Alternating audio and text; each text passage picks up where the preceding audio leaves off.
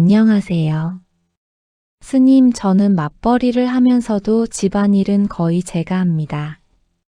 남편은 도와주지 않고 네가 더 꼼꼼하니까 내가 하는 게 낫다고 합니다.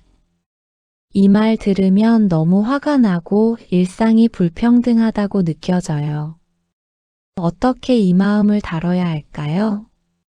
지금 말씀을 들어보면 사분담이라는 문제 속에 단순히 집안일의 양이 아니라 존중받지 못한다는 마음의 상처가 들어 있습니다.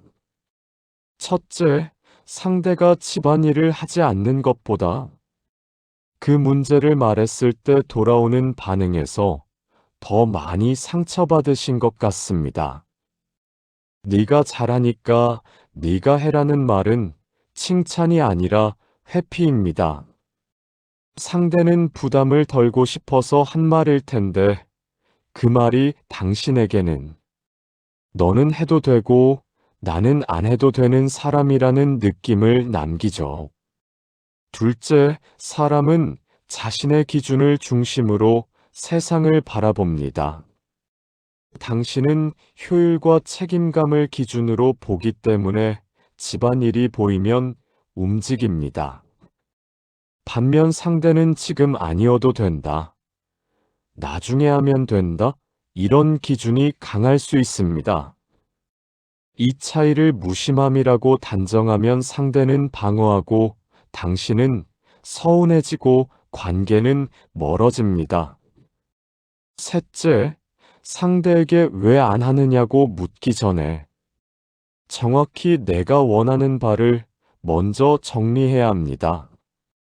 집안일을 절반씩 나누길 원하는지, 지금보다는 조금만 도와주면 되는지, 아니면 함께 기준을 재조정하고 싶은지, 이 마음이 정리되어야 대화가 충돌이 아니라 협력이 됩니다. 예를 들어, 당신은 왜 안 해? 라고 질문하면 상대는 바로 방어하게 됩니다. 하지만 나는 이 일을 혼자 하는 게 조금 버겁다. 이렇게 표현하면 상대는 자기를 지적당했다고 느끼지 않습니다. 대화의 방향을 상대를 바꾸는 자리가 아니라 내 마음을 나누는 자리로 설정해야 상대는 굳었던 어깨를 내려놓습니다. 넷째, 부부관계에서 가장 큰 오해는 상대가 모르는 게 아니라 일부러 안 하는 거다라는 생각입니다. 상대는 정말 당신만큼 잘 보이지 않을 수 있습니다. 당신에게는 당연한 일이 상대에게는 당연하지 않을 수 있습니다. 이 차이를 인정하는 것이 갈등을 줄이는데 큰 도움이 됩니다. 가사분담의 문제를 해결하는 과정은 집안일의 분량보다 서로의 마음을 어떻게 받들어 줄 것인가, 이 마음의 작업이 먼저 이루어져야 합니다. 스님, 저는 몇 번이고 상의해 보려고 했습니다.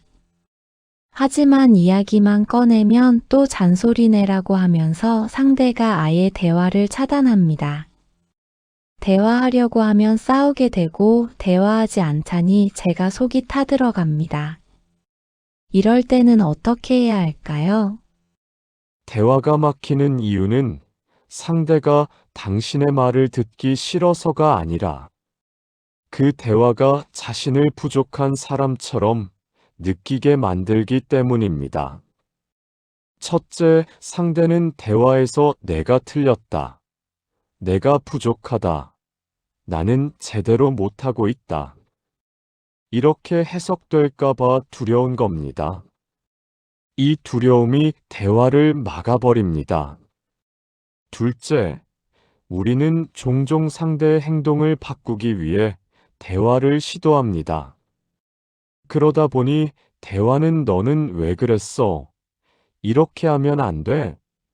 이런 식으로 흐릅니다.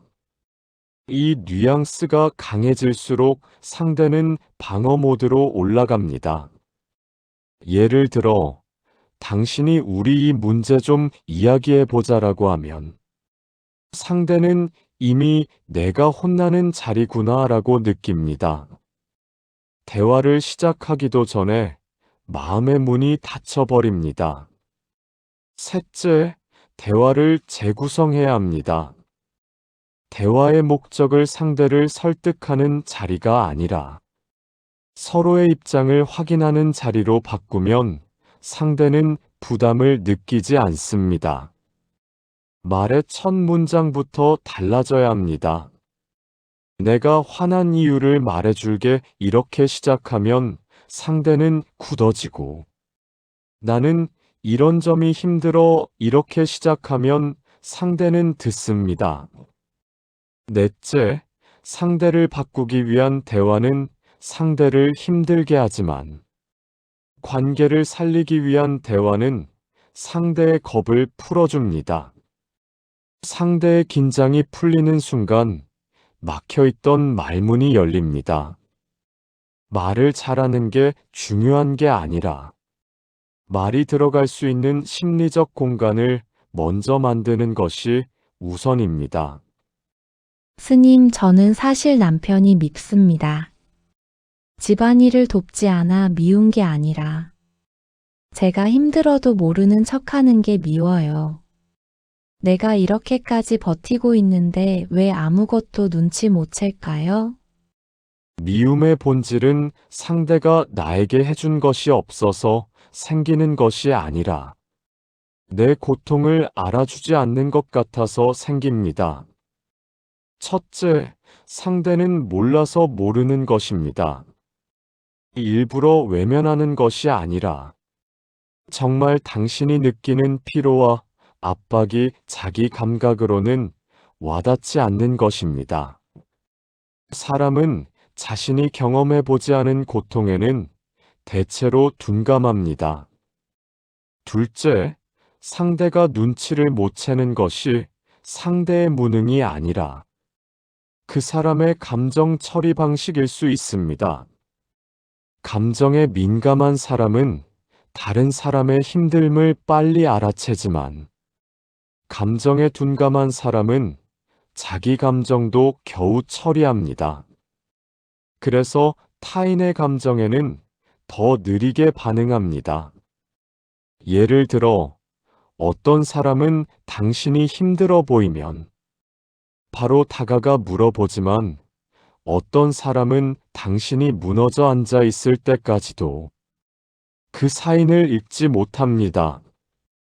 이게 그 사람의 악의가 아니라 능력의 차이입니다. 셋째, 미움 속에는 사실 나 좀 봐줘, 나 좀 알아줘라는 절박한 마음이 들어 있습니다. 이 마음을 인정하는 것이 미움을 줄이는 첫 단계입니다. 넷째, 상대는 마음을 읽는 능력이 부족한 사람일 뿐, 당신을 사랑하지 않는 사람이 아닐 수 있습니다.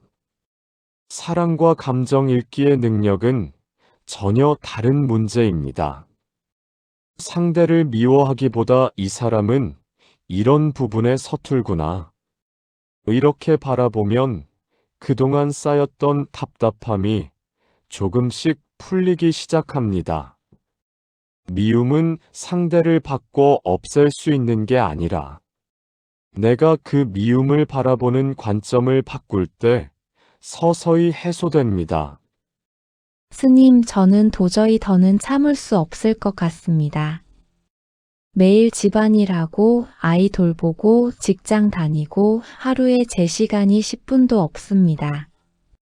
이런 삶을 계속 유지해야 할까요? 당신의 말 속에는 내가 너무 오래 버텼다는 깊은 피로가 담겨 있습니다. 첫째, 지금 삶이 힘든 이유는 할 일이 많아서가 아니라 모든 일을 혼자 책임져야 한다는 무거운 감정 때문입니다. 둘째, 당신이 이렇게까지 버텨온 이유는 당신이 강하고 성실한 사람이기 때문입니다.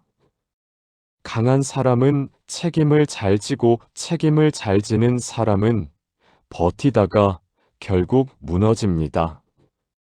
그 무너짐이 오기 전에 내가 나를 먼저 구해야 합니다. 셋째, 내 시간 10분은 사치가 아니라 권리입니다. 당신이 쉬지 않으면 집도 아이도 관계도 모두 무너집니다. 당신의 휴식은 가정 전체에 대한 투자입니다. 예를 들어 하루 10분을 확보하기 위해 상대에게 미리 부탁하고 아이가 잠들기 전에 5분, 퇴근 후 앉아서 5분이 시간을 확보할 수 있습니다.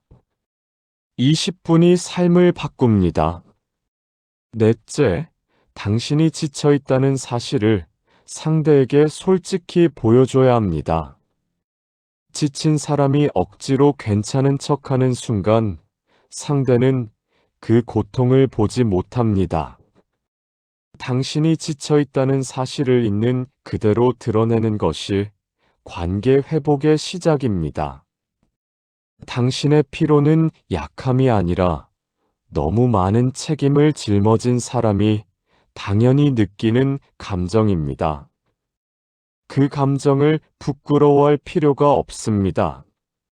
총 내용을 정리해 봅시다. 관계의 문제는 행동 이전에 마음에서 먼저 해결됩니다.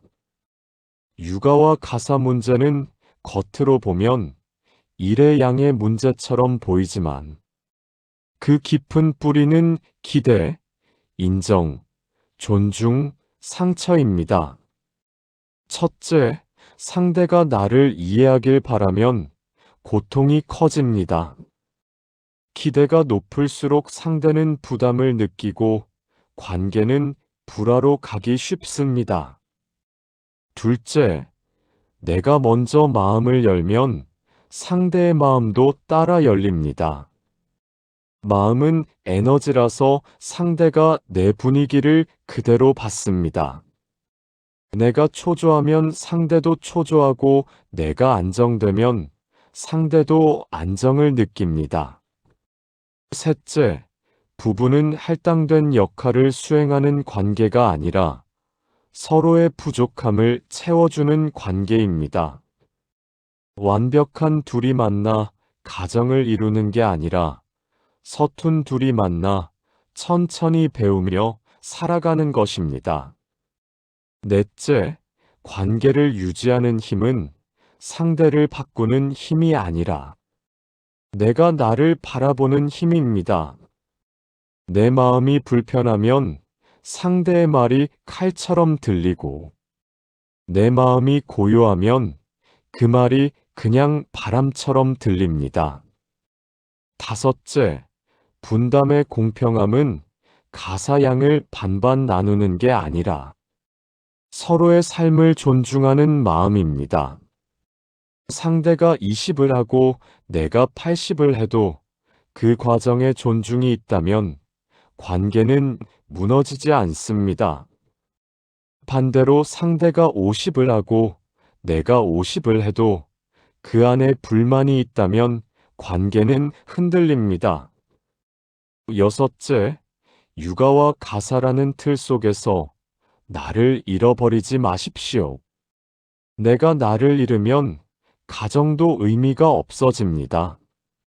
내 시간을 확보하고 내 감정을 돌보고 내 마음을 어루만지는 것이 가족 전체를 건강하게 만듭니다.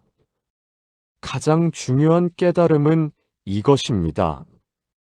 상대가 변하면 관계가 편해지고 내가 변하면 관계가 깊어진다. 이 말은 상대를 바꾸라는 뜻이 아니라 내 마음의 관점을 바꾸라는 뜻입니다. 내가 바뀌면 상대와의 공간이 부드러워지고 대화가 부드러워지고 갈등의 파도가 낮아집니다. 당신이 받은 상처도 당신이 해온 노력도 모두 소중합니다. 지금까지 너무 잘해오셨습니다. 이제는 당신의 마음이 조금 더 가벼워지길 바랍니다.